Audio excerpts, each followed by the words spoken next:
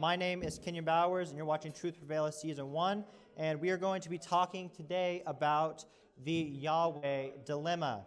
So we're going to start in Psalm 138, verse 2. It says, I will worship toward thy holy temple and praise thy name for thy loving kindness and for thy truth, for thou hast magnified thy word above all thy name. Okay? So, people claim that we have lost God's name. However, we realize that God has put his word above his name.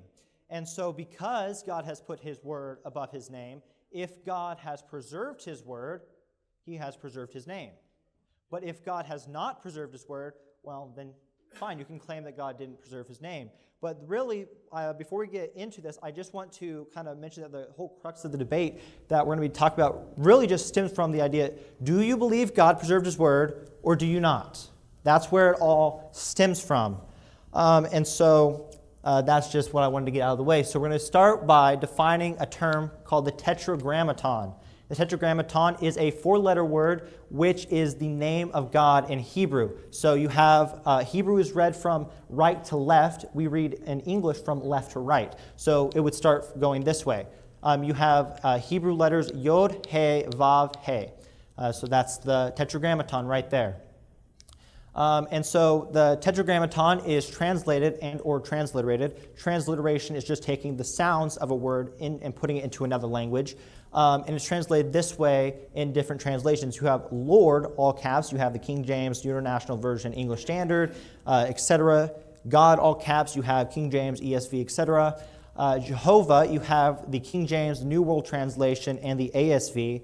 And then for Yahweh, you have the LSB, NLT, the Holman Christian Standard Bible, the World English Bible, the LEB, and the, I like to call it the Nog. It's the Names of God Bible, but just call it the Nog. Interesting. So in the King James, this is every time that transliterates the Hebrew word Yehovah. You have Jehovah Jireh, Jehovah Nisi, Jehovah Shalom, and then three other Jehovahs. And so you also find Jehovah in some of the previous English translations, like the Tyndale, Matthews, the Great Bible, Geneva, and the Bishop's Bible. They all have the name Jehovah in it. Coverdale's doesn't, but that's because he took a lot of his stuff from German, and so it's not necessarily from the Hebrew, so it doesn't say Jehovah.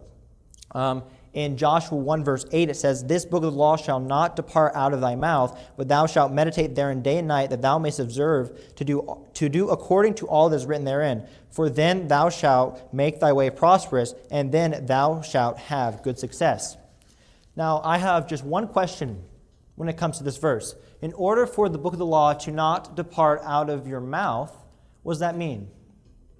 You have to, in order to speak something, you have to be able to pronounce the words. And to be able to pronounce the words, you have to know the pronunciation. Okay, it's not rocket scientists.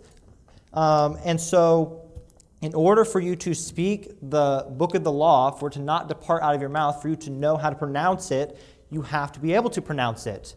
And so,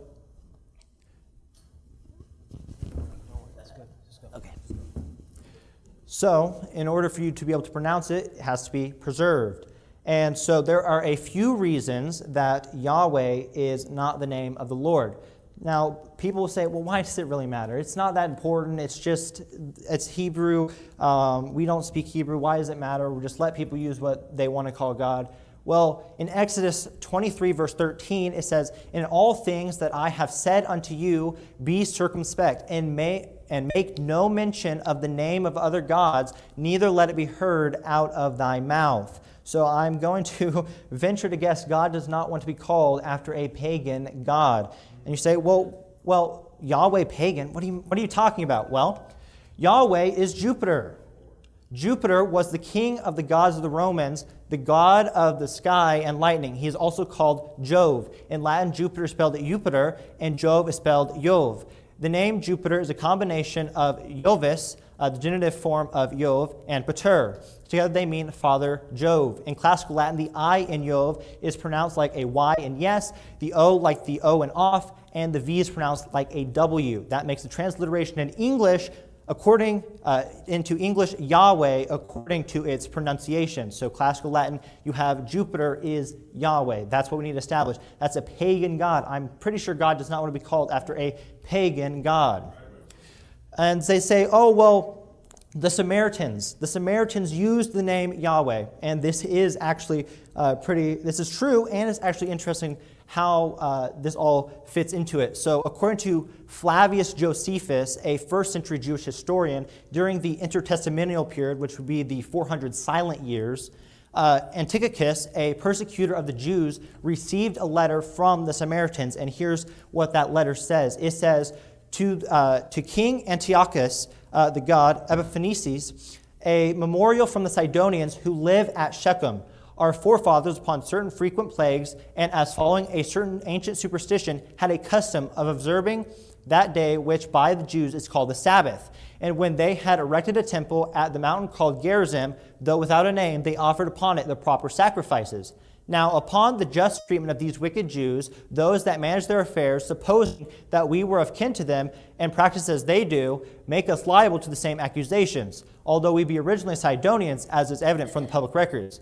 We therefore beseech thee, our benefactor and Savior, to give order to Apollonius, the governor of this part of the country, and to Nicanor, the procurator of thy affairs, to give us no disturbance, nor to lay to our charge what the Jews are accused for, since we are aliens from their nation and from their customs. But let our temple, which at present hath no name at all, named the temple of Jupiter, of Yahweh, Hellenes. If this were once done, we should be no longer disturbed, but should be more intent on our own occupation with quietness and bring in a greater revenue to thee.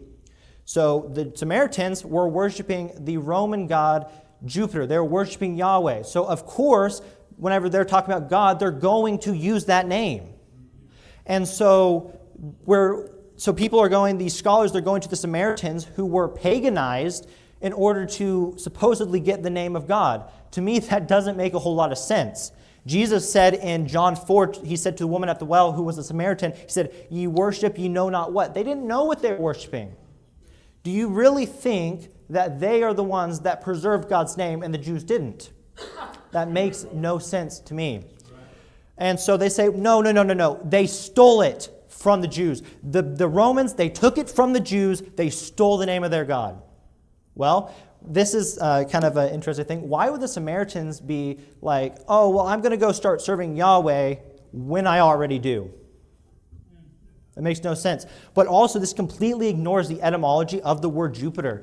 It comes from the Proto-Indo-European word, and I'm not going to pronounce that. I got it off of Wikipedia, which means sky father. Proto-Italic, sky father. Latin, Jupiter, sky father. It comes from Proto-Indo-European into Proto-Italic and into Latin. It does not come from Hebrew. So the idea that they stole the name from the Jews is just not factual. It comes from the Proto-Indo-European language.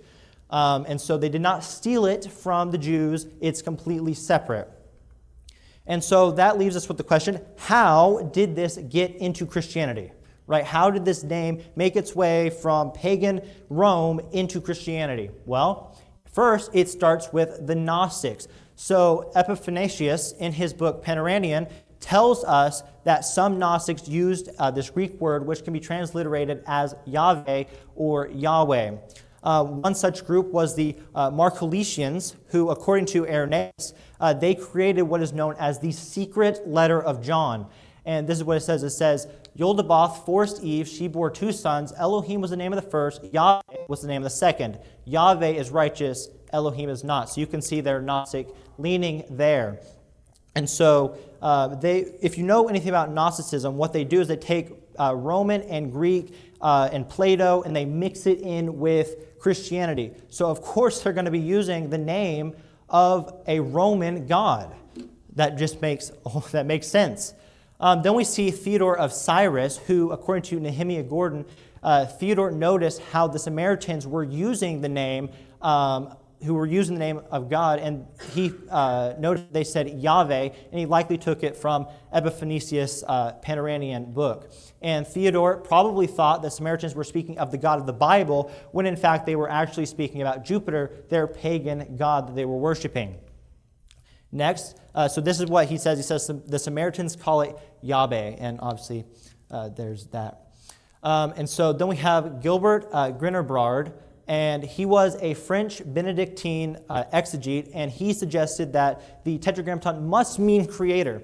And this actually just flies in the face of Exodus 6, where God tells you, I am that I am. That is the meaning of God's name. And so this guy, he says, no, it must mean creator, and so he came up with Yahweh or Yahweh. And he seemed to take in this pronunciation from Theodore of Cyrus as well. But this just comes to show that Yahweh means creator, or supposedly, but it's the reason that they came up with this was because they didn't like what God already defined it as. And so it's just man fighting against God. Then we have Henrik Frederick Wilhelm Gesenius, quite a mouthful. Gesenius, he was a German Bible critic, and he is the father of Hebrew lexicography and grammar. And he's the one that actually brought the name Yahweh into into the Hebrew lexicon and things like that. And so he even seems to say that Yahweh is from the same roots as Jupiter. This is what he says. He says, to give my own opinion, I suppose this word, talk about the Tetragrammaton, to be one of the most remote antiquity, perhaps of the same origin as Jovis, Jupiter, transferred from the Egyptians to the Hebrews. So he even admits that this name Yahweh is of the same origin. And so then he goes on and he retracts his statement a little bit by saying, well, it's a waste of time and labor to make such comparisons, even though he literally just did it. But he probably was doing this just to try and make his position at least seem a little bit more palatable. And so then we also see, so if you read like Jehovah, you have the at the end. Well, the us are often found at the end of feminine nouns in Hebrew, and since the Tetragrammaton is a noun, it is not too far-fetched to believe that this may have been at least one reason that Gesenius maybe tried to or wanted to change the pronunciation so that it didn't seem feminine. But to me, if God puts it a certain way, I'm not going to touch it no matter what it seems like to me. And the reason that for saying this is because he defines it as a third-person masculine. So even though there's not a direct quote saying it, it's most likely that it could be a possibility for why he decided to do this. And then we see the Catholics. So, and there's always Catholics involved. There's always Catholics involved. But this is what it says. It says, now let's look at Pope Benedict's ban on using God's real name. In August 2008, the Holy See issued a directive regarding the use of Yahweh in sacred music and public prayer. Two reasons were given. First, Christians have never used this name to address God in public worship. Indeed, Yahweh first appeared in Catholic hymns in the early 1970s. This happened largely through the influence of the Jerusalem Bible, whose English translation appeared in 1966. Many Catholic academics favored this innovative translation, and some trend-setting hymn writers like Gregory Norbert, Dan Schutt, and the St. Louis Jesuits began using Yahweh instead of Lord and God. Yahweh, they believed, captured the flavor of the Hebrew Scriptures, especially the Psalms. From the start, however, some liturgy experts objected to using Yahweh in some public worship. Some considered it untraditional, while others appealed to practical considerations, namely that many people have no idea that Yahweh and God are the same.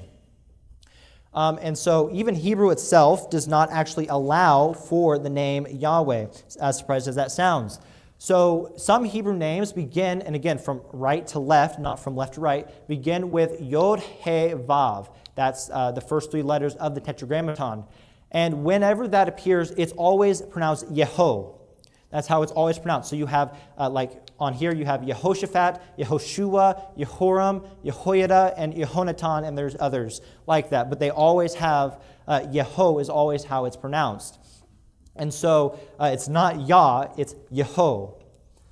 And so then people say, well, the third letter in the Tetragrammaton, the Vav, which kind of just looks like a capital I if you really think about it, but it's the Hebrew Vav, it makes the same pronunciation as our V. And they say, well, it must have originally been a W, is what they say. They say it must have originally been a W, but they aren't actually consistent in what they do, because modern Bibles like the LSB will change God's name to Yahweh with a W, but then they don't ever change any of the other names. And like Dr. Steve Combs he gave 3 examples of this in the LSB in one of his books. He said, you have Levi, they don't change it to Lewi. They have Javan, they don't change it to Jawin. And they have Leviathan, they don't change it to Leviathan. Right? But then they go and they change God's name because of scholars. And so this is from his book as well. He says, there's a word in Hebrew that can be spelled 2 different ways. Each way it's spelled, it means the same, and it's pronounced the same. The word is gav, spelled gimel vav. It means back, as in the back of a human. It can be found in 8 places in the Old Testament. One of those times was Proverbs 10, verse 13. A rod is for the back of him void of understanding. The same word is given a variant spelling in Ezekiel 43, verse 13, and this shall be the higher place of the altar. The word translated higher place in this verse is gimel vet, and it also means back. Gimel vet means more than back, though. This is why it is translated higher place in Ezekiel 43, verse 13. However, it does mean back, and is so translated in Psalm 129, verse 3, and Ezekiel 10, verse 12, according to Strong's Hebrew Dictionary. Therefore, it is a synonym of gav, and it also is translated as back in Daniel 7:6 in the Aramaic section of Daniel 1 through 7. It is usually marked Aramaic in this section, but it is a Hebrew word. Apparently, it is a Hebrew loan word to Aramaic. The point of all of this is that we have 2 words which are synonyms and are spelled different. The fact that one is spelled with a vav and the other one with a vet gives us a clue as to how the vav is pronounced. Vet is definitely pronounced as a W, and this indicates that the vav is also pronounced as a V in Hebrew. So it's a V because the vet is a V, and so because of that, of the Hebrew synonyms, the vav would have to have been a V as well, at least in Ezekiel's time, if not before that. But we know from Joshua 1:7, like I brought up earlier, that it would have been earlier. Then people say, well, these vowel markings, they come from Adonai or Adon. This is one of the most common arguments you hear. You go and you watch and you're scrolling through YouTube Shorts and you see it and you say, oh, and there's one shows up and it says, oh, did you know that Jehovah is the false name of God because they just took the vowel pointings from this? And it's like, no, that's not what happened, and here's why. So you see right here you have Adonai, you have Adon, and then you have Yehovah.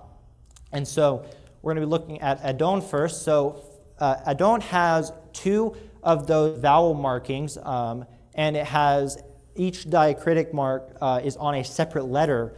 And then you have a kamatz, which is this little thing right here. It almost looks like a T under the aleph right here. And it is under the first letter. But the tetragrammaton has 3 diacritical marks, and the vav has 2 vowel pointings on it with a shavah on the first letter, and the kamatz is on the vav. So it's not the same. They did not just take these and put them on here. That's not what happened. And then we see Adonai. Well, the first diacritic, the first vowel pointing, is a hataf patach, and it also has no shavah. So this is a hataf patach, and then this would be a shavah right here, which is not found here. But on Yehovah, you have a shavah, and it's also the first vowel marking. Here's the funny thing. Neither Adon nor Adonai have a shavah, but the tetragrammaton does. And they're saying, oh, well, they took it from Adonai and Adon, but then why does Yehovah have a shavah whenever neither Adonai nor Adon have a shavah? It makes no sense. That Hebrew, they're trying to make something up, but there's no support for it. And so they say, oh, well, because the Jews didn't really want to pronounce the name of God lest they take it in vain, they kind of stopped pronouncing it. And so scholars say, well, that means they forgot how to pronounce it.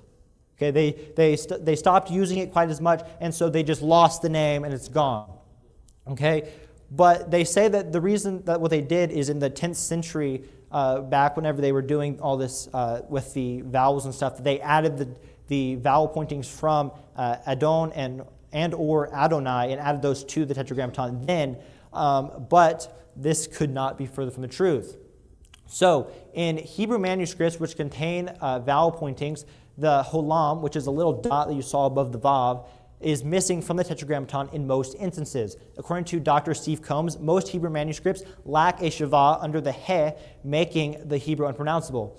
And so it says Hebrew words start with a consonant. They are divided into syllables consisting of one or two consonants and a vowel making words in the following patterns. And I'm not going to, for sake, is just skip these, but we're going to focus on this last one. Consonant, vowel, consonant, consonant, vowel, consonant. And so whenever the consonant, vowel, consonant pattern appears, the final consonant in the first syllable, consonant, vowel, consonant, normally has a silent shavah underneath it to show that it is the end of a syllable. This would be under the first he in God's name. Thus, and then you have that he there with two dots. It's probably really hard to see, but there's two dots under it, so there's a shavah there. So if we are really seeing the consonant, vowel, consonant pattern, the last consonant of the first syllable, which would be the he, should have a silent shavah beneath it. But there never is when this word appears in this spelling in ancient Hebrew manuscripts. And so basically what he's saying, I'm going to summarize it. What he's saying is you have Yehovah here, and there's this little dot right there that you'll see right there. That is called a holam or a kolam, depending on whether they put a CH or if they put an H. But in most of the time in Hebrew manuscripts, you'll see that there's not that dot there. And there should be some sort of vowel between the he and the vav, because that's just how it's supposed to work. And so they're supposed to, if there isn't though, they're supposed to put a shavah under the he to tell you that there's no vowel that's going to be there. But there's not one there. Obviously, you see right there, there's nothing under the he. And so it is grammatically incorrect, is what it is. It's grammatically incorrect. And so thus, whenever someone's reading and they see it and they say, oh, this isn't right, well, they would remember, oh, wait a minute, I'm not supposed to say this name. I'm supposed to say Adonai or Adon or some other name like that. And so then we also remember, if you remember back, I said that the Yod He Vav, when it's at the beginning of a name, it's always Yeho. So the thing is that just because there's no Halam there, the pronunciation is still preserved. It was just that they would not have that marking there, so they would remember to say Adonai instead. The meaning and the pronunciation would have technically been kind of the same because it had the Yod He Vav right here. And so there's another argument I want to address from Michael Heiser. He says, why do scholars say that the first vowel of the divine name is an A vowel? He says the A vowel in the first syllable is quite secure. We know this because an abbreviated form of the divine name, Yah, always vocalized with an A, appears in the Hebrew Bible nearly 50 times, mostly in the Psalms. The most familiar form to readers is no doubt the phrase Hallelujah. Okay, he says, basically what his whole argument is, Jehovah has an E, whereas Yahweh and Hallelujah both have an A. That's basically his whole argument. Well, the Shavah, which is, again, the two dots that are under the first letter, is an E whenever it's at the beginning of a word. And this, according to Nehemiah Gordon, he says, the kamatz, which right here, I don't know if you can see, but there's it looks like a T. It's under the yod of Yah. And that's a kamatz. It says the kamatz of Yah changes to a shavah, which again is those two dots under the yod. It changes to a shavah when the word is elongated. So it goes from Yah to Yehovah. And so another interesting thing to notice is that Michael Heiser does not mention that the vowels between Yahweh and Yah are different, actually, because in Hallelujah it says it uses a kamatz, whereas the name Yahweh uses a patach. So they're completely two different Hebrew vowels. Yet he's trying to make an argument from English. Whenever you talk about Hebrew, that's not how you're supposed to do that. And if you're still not convinced, you say, "Oh well, I'm still not convinced. I'm going to use the name Yahweh." Okay? Well, the King James has more power to change English than any other work in history. Because of this, even if, and again, it's not, but even if the Hebrew was Yahweh and it wasn't Yehovah, the KJV is still correct in that it created a word which meant the same as the Hebrew. However, I believe the King James got it right, and that modern Bibles that put Yahweh are wrong. And so I hope that I at least shared some reasons, and I hope that I didn't go too high level and nobody understood what I was saying, but that's kind of what I believe. And so my name is Kenyon Bowers. This is Truth Prevaileth, Season 1 live finale, and we will be back in 5 minutes.